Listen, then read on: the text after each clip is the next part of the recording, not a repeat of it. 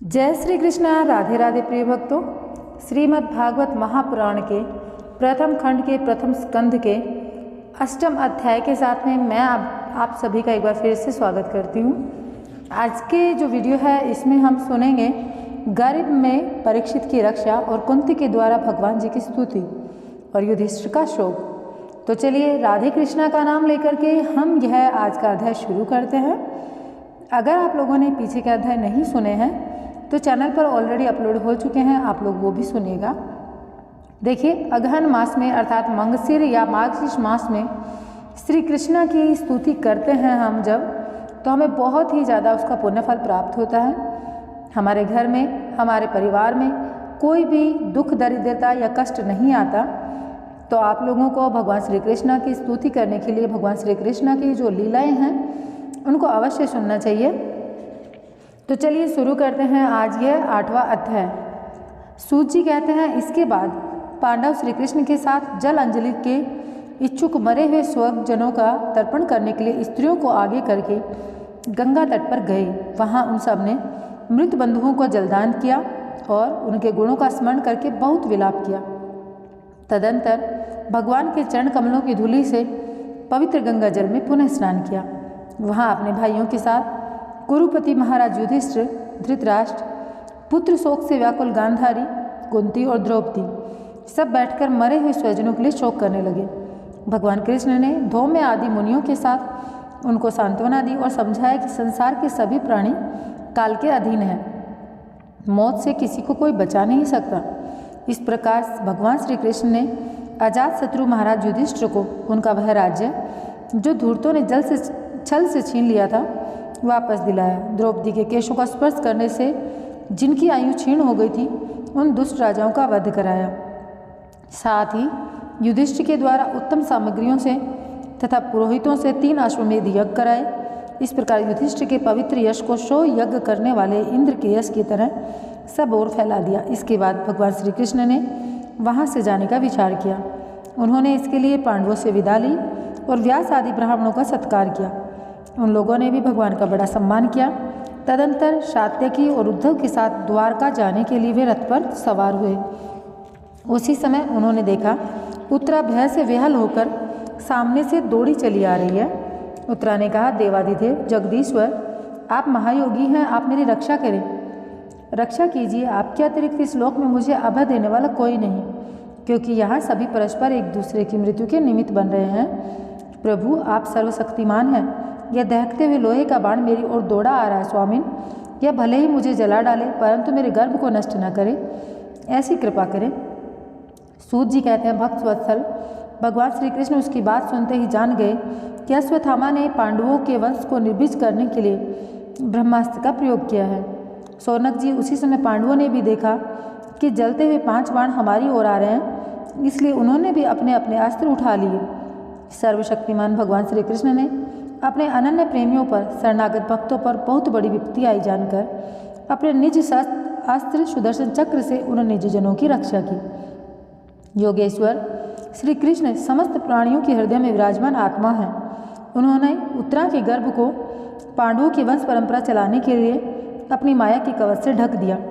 शौनक जी, यद्यपि ब्रह्मास्त्र अमोघ है, उसके निवारण का कोई उपाय भी नहीं है, फिर भी भगवान श्री कृष्ण के तेज के सामने आकर वह शांत हो गया। यह कोई आश्चर्य की बात नहीं समझनी चाहिए, क्योंकि भगवान तो सर्वाश्चर्य में है। वे ही अपनी निज शक्ति माया से स्वयं अजन्मा होकर भी इस संसार की सृष्टि, रक्षा और संहार करते हैं। जब भगवान श्री कृष्ण जानने लगे तब ब्रह्मास्त्र की ज्वाला से मुक्त अपने पुत्रों के और द्रौपदी के साथ कुंती ने भगवान श्री कृष्ण की इस प्रकार स्तुति की। कुंती ने कहा, आप समस्त जीवों के बाहर और भीतर एक रस स्थित है, फिर भी इंद्रियों और वृत्तियों के देखे नहीं जा सकते, क्योंकि आप प्रकृति से परे आदि पुरुष परमेश्वर हैं। मैं आपको नमस्कार करती हूँ। इंद्रियों से जो कुछ जाना जाता है उसकी तह में आप विद्यमान रहते हैं और अपनी ही माया के प्रदेश से अपने को ढके रहते हैं। मैं अबोध नारी, आप अविनाशी पुरुषोत्तम को भला कैसे जान सकती हूँ। जैसे मूढ़ लोग दूसरा भेष धारण किए हुए नट को प्रत्यक्ष से देखकर भी नहीं पहचान सकते, वैसे आप दिखते हुए भी नहीं दिखते। आप शुद्ध हृदय वाले, विचारशील, जीवन मुक्त परमहंसों के हृदय में अपनी प्रेममयी भक्ति का सृजन करने के लिए अवतीर्ण हुए हैं। फिर हम अल्पबुद्धि स्त्रियां आपको कैसे पहचान सकती हैं। आप श्री कृष्ण वासुदेव देवकी नंदन नंद गोप के लाडले लाल गोविंद को हमारा बारंबार प्रणाम है, जिसकी नाभि से ब्रह्मा का जन्म स्थान कमल प्रकट हुआ, जो सुंदर कमलों की माला धारण करते हैं, जिनके नेत्र कमल के समान विशाल और कोमल हैं, जिनके चरण कमलों में कमल का चिन्ह है। श्री कृष्ण, ऐसे आपको मेरा बारंबार प्रणाम है। ऋषिकेश, जैसे आपने दुष्ट कंस के द्वारा कैद की हुई और चिरकाल से शोकग्रस्त देवकी की रक्षा की थी, वैसे ही पुत्रों के साथ मेरी भी आपसे बार बार विपत्तियों से रक्षा की है आपने। आप ही हमारे स्वामी हैं, आप सर्वशक्तिमान हैं। श्री कृष्ण, कहाँ तक गिनाऊं? विष से, लाक्षागृह की भयानक आग से, हिडिंब आदि राक्षसों की दृष्टि से, दुष्टों की दूर तत्सभा से, वनवास की विपत्तियों से और अनेक बार युद्ध में अनेक महारथियों के शस्त्र अस्त्रों से, और अभी अभी इस अश्वत्थामा के ब्रह्मास्त्र से भी आपने हमारी रक्षा की है। जगत गुरु, हमारे जीवन में सर्वदा पद पद पर विपत्तियाँ आती रहीं, क्योंकि विपत्तियों में ही निश्चित रूप से आपके दर्शन हुआ करते हैं। आपके दर्शन हो जाने पर फिर जन्म मृत्यु के चक्कर में नहीं आना पड़ता। ऊंचे कुल में जन्म, ऐश्वर्य, विद्या और संपत्ति के कारण जिसका घमंड बढ़ रहा है, वह मनुष्य तो आपका नाम ले भी नहीं सकता, क्योंकि आप तो उन लोगों को दर्शन देते हैं जो कि अकिंचन है। आप निर्धनों के परम धन हैं। माया का प्रपंच आपका स्पर्श भी नहीं कर सकता। आप अपने आप में ही विहार करने वाले परम शांत स्वरूप हैं। आप ही कैवल्य मोक्ष के अधिपति हैं। आपको मैं बार बार नमस्कार करती हूँ। मैं आपको अनादि अनंत सर्वव्यापक सबके नियंता काल रूप परमेश्वर समझती हूँ। संसार के समस्त पदार्थ और प्राणी आपसे टकराकर विषमता के कारण परस्पर विरुद्ध हो रहे हैं, परंतु आप सब में समान रूप से विचर रहे हैं। भगवान, आप जब मनुष्यों की लीला करते हैं तब आप क्या करना चाहते हैं, यह कोई नहीं जानता। आपका कभी कोई न प्रिय है न अप्रिय। आपके संबंध में लोगों की बुद्धि ही विषम हुआ करती है। आप विश्व के आत्मा हैं, विश्व स्वरूप हैं। न आप जन्म लेते हैं न कर्म ही करते हैं, फिर भी पशु पक्षी मनुष्य ऋषि जलचर आदि में आप जन्म लेते हैं और उन योनियों के अनुरूप दिव्य कर्म भी करते हैं। ये आपकी लीला ही तो है। जब बचपन में आपने दूध की मटकी फोड़कर यशोदा मैया को खिजा दिया था, उन्होंने आपको बांधने के लिए हाथ में रस्सी ली थी, तब आपकी आंखों में आंसू छलक गए थे। काजल का पोलों पर बह चला था, नेत्र चंचल हो रहे थे। भय की भावना से आपने अपने मुख को नीचे की ओर झुका लिया था। आपकी उस दशा का लीला छवि का ध्यान करके मैं मोहित हो जाती हूँ। भला जिसने भय भी भय मानता है, उसकी यह दशा। आपने अजन्मा होकर भी जन्म क्यों लिया, इसका कारण बतलाते हुए कोई महापुरुष यूँ कहते हैं, जैसे मलयाचल की कीर्ति का विस्तार करने के लिए उसमें चंद्र प्रकट होता है, वैसे अपने प्रिय भक्त पुण्य श्लोक राजयतु की कीर्ति का विस्तार करने के लिए आपने उनके वंश में अवतार ग्रहण किया। दूसरे लोग यूँ कहते हैं कि वसुदेव और देवकी ने पूर्व जन्म में शुतपा और प्रश्नि के रूप में आपसे यही वरदान लिया था, इसलिए आप अजन्मा होते हुए भी जगत के कल्याण और दैत्यों के नाश के लिए उनके पुत्र बने हैं। और कुछ लोग यूँ कहते हैं कि पृथ्वी दैत्यों के अत्यंत भार से समुद्र में डूबते हुए जहाज की तरह डगमगा रही थी, पीड़ित हो रही थी। तब ब्रह्मा की प्रार्थना से उसका भार उतारने के लिए आप प्रकट हुए। कोई महापुरुष यूँ कहते हैं कि जो लोग इस संसार में अज्ञान, कामना और कर्मों के बंधन में जकड़े हुए पीड़ित हो रहे हैं, उन लोगों के लिए स्वर्ण और स्मरण करने योग्य लीला करने से विचार से ही आपने अवतार ग्रहण किया है। भक्तजन बार बार आपके चरित्र का श्रवण, ज्ञान, गान, कीर्तन एवं श्रवण करके आनंदित होते रहते हैं। वे ही अविलंब आपके उस चरण कमल का दर्शन कर पाते हैं, जो जन्म मृत्यु के प्रवाह को सदा के लिए रोक देता है। भक्त वांछल कल्पतरु प्रभो, क्या अब आप अपने आश्रित और संबंधी हम लोगों को छोड़कर जाना चाहते हैं? आप जानते हैं आपके चरण कमलों के अतिरिक्त हमें और किसी का सहारा नहीं है। पृथ्वी के राजाओं ने तो हम यूँ ही विरोधी कर दिए गए हैं। वैसे जीव के बिना इंद्रियां शक्तिहीन हो जाती हैं, वैसे ही आपके दर्शन बिना यदुवंशियों के और हमारे पुत्र पांडवों के नाम तथा रूप का अस्तित्व ही क्या रह जाता है। गदाधर, आपके विलक्षण चरण चिन्हों से चिन्हित यह कुरु जंगल देश की भूमि आज जैसी शोभायमान हो रही है, वैसे आपके चले जाने के बाद न रहेगी। आपकी दृष्टि के प्रभाव से ही यह देश पकी हुई फसल तथा लता वृक्षों से समृद्ध हो रहा है। ये वन, पर्वत, नदी और समुद्र भी आपकी दृष्टि से वृद्धि को प्राप्त हो रहे हैं। आप विश्व के स्वामी हैं, विश्व के आत्मा हैं। और विश्व रूप हैं। यदुवंशियों और पांडवों में मेरी ममता हो गई है। आप कृपा करके स्वजनों के साथ जोड़े हुए स्नेह की दृढ़ फांसी को काट दीजिए। श्री कृष्ण, जैसे गंगा की अखंड धारा समुद्र में गिरती रहती है, वैसे ही मेरी बुद्धि किसी दूसरी ओर न जाकर आपसे ही निरंतर प्रेम करती रहे। श्री कृष्ण, अर्जुन के प्यारे सखा यदुवंश शिरोमणि, आप पृथ्वी के भार रूप राजवेशधारी दैत्यों को जलाने के लिए अग्नि स्वरूप हैं। आपकी शक्ति अनंत है। गोविंद, आपका यह अवतार गो ब्राह्मण और देवताओं का दुख मिटाने के लिए ही है। योगेश्वर, चराचर के गुरु भगवान, मैं आपको नमस्कार करती हूँ। सूत जी कहते हैं, इस प्रकार कुंती ने बड़े मधुर शब्दों में भगवान की अधिकांश लीलाओं का वर्णन किया। यह सब सुनकर भगवान श्री कृष्ण अपनी माया से उसे मोहित करते हुए मंद मंद मुस्कुराने लगे। उन्होंने कुंती से कह दिया, अच्छा ठीक है, और रथ के स्थान वे हस्तिनापुर लौट गए। वहाँ कुंती और सुभद्रा आदि देवियों से विदा लेकर जब वे जाने लगे, जब राजा युधिष्ठिर ने बड़े प्रेम से उन्हें रोक लिया। राजा युधिष्ठिर को अपने भाई बंधुओं के मारे जाने का बड़ा शौक हो रहा था। भगवान की लीला का मर्म जानने वाले व्यास आदि महर्षियों ने और स्वयं अद्भुत चरित्र करने वाले भगवान श्री कृष्ण ने भी अनेकों इतिहास कहकर उन्हें समझाने की बहुत चेष्टा की, परंतु उन्हें सांत्वना न मिली, उनका शोक न मिट सका। सोनकादि ऋषियों धर्मपुत्र राजा युधिष्ठिर को अपने स्वजनों के वध से बड़ी चिंता हुई। वे अविवेक युक्त चित्त से स्नेह और मोह के वश में होकर कहने लगे, भला मुझे दुरात्मा के हृदय में बदमूल हुए इस अज्ञान को तो देखो। मैंने शियार कुत्तों के आहार इस अनात्मा शरीर के लिए अनेक अक्षोहिणी सेना का नाश कर डाला। मैंने बालक, ब्राह्मण, संबंधी, मित्र, चाचा, ताऊ, भाई, बंधु और गुरुजनों से द्रोह किया है। करोड़ों वर्षों से भी नरक से मेरा छुटकारा नहीं हो सकता। यद्यपि शास्त्र का वचन है कि राजा यदि प्रजा का पालन करने के लिए धर्म युद्ध में शत्रुओं को मारे तो उसे पाप नहीं लगता, फिर भी इससे मुझे संतोष नहीं होता।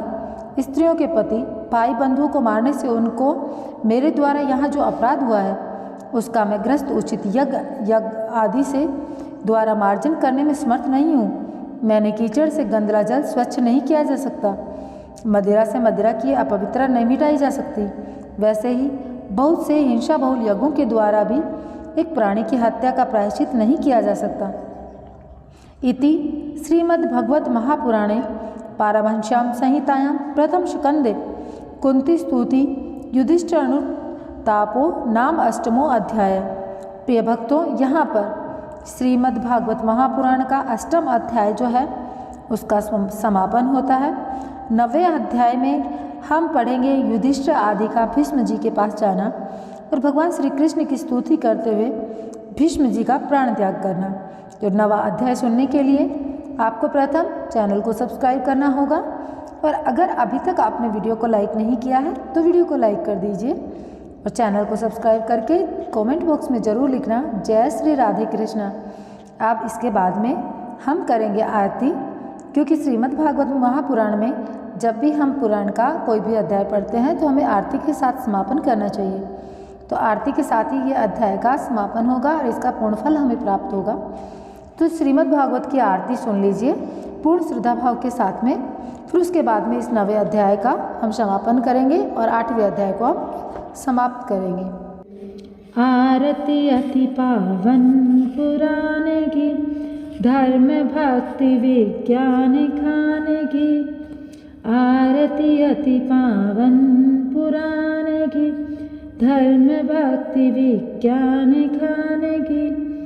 महापुराण भागवत निर्मल, सुख मुख विगलित निगम कल्प फल। परमानंद सुधा रस में कल, लीला रति रस रस रिधान की। आरती अति पावन पुराण की, धर्म भक्ति विज्ञान खान की। कलिमल मथनी त्रिताप निवारिणी, जन्म मृत्यु में भव भय हारिणी। सेवत सतत सकल सुखकारिणी, सोम्य औषधि चरित हरित गान की।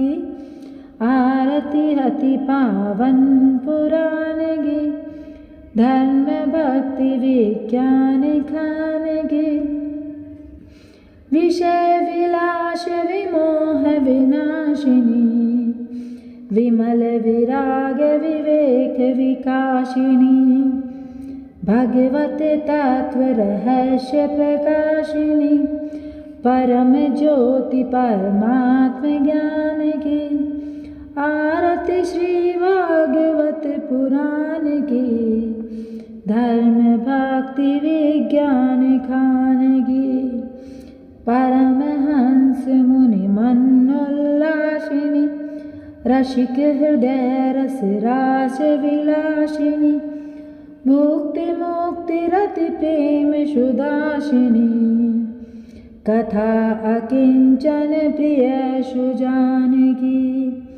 आरती अति पावन पुराण गे, आरती श्री भागवत पुराण गे, धर्म भक्ति विज्ञान खान की। आरती अति पावन पुराण की, आरती अति पावन पुराण की। तो प्रिय भक्तों, यहाँ पर आरती समापन होती है। जय श्री कृष्ण, राधे राधे। अब हम अगले जो एपिसोड आएगा, अगला जो वीडियो आएगा, उसमें अष्टम अध्याय में सुनेंगे गर्भ में परीक्षित की रक्षा और कुंती के द्वारा भगवान की स्तुति और युधिष्ठिर का शोक। तो प्रिय भक्तों, अगला जो अध्याय है उसको सुनने के लिए आपको चैनल को सब्सक्राइब करना होगा, वीडियो को लाइक करना होगा, और हाँ, आप लोगों को कमेंट बॉक्स में लिखना है जय श्री राधे कृष्ण। देखिए, राधे को श्री कृष्ण से पृथक नहीं किया जा सकता। राधा रानी भगवान श्री कृष्ण से प्रथम हमेशा आती रही हैं, और जो भगवान श्री कृष्ण से पहले राधा को जोड़ता है, उनका भगवान श्री कृष्ण पाल भी बांका नहीं होने देते। उनके जीवन में सदा सर्वदा सुख शांति बरसती रहती है। तो एक बार श्रीमद् भागवत महापुराण के लिए आपको माथा टेकना है और भगवान श्री कृष्ण के चरणों में भी एक बार वंदना करनी है, और आपको कमेंट बॉक्स में लिखना है राधे श्याम, जय श्री राधे श्याम। भगवान श्री राधे श्याम आपके जीवन में सदैव खुशियाँ लेकर आए, इसी कामना के साथ में मैं आज के वीडियो का एंड करना चाहूँगी। मैं मिलूँगी आप लोगों से एक नए वीडियो के साथ में। तब तक के लिए जय श्री कृष्णा, राधे राधे। आप सभी के जीवन में सदैव खुशियाँ और सुख बरसता रहे।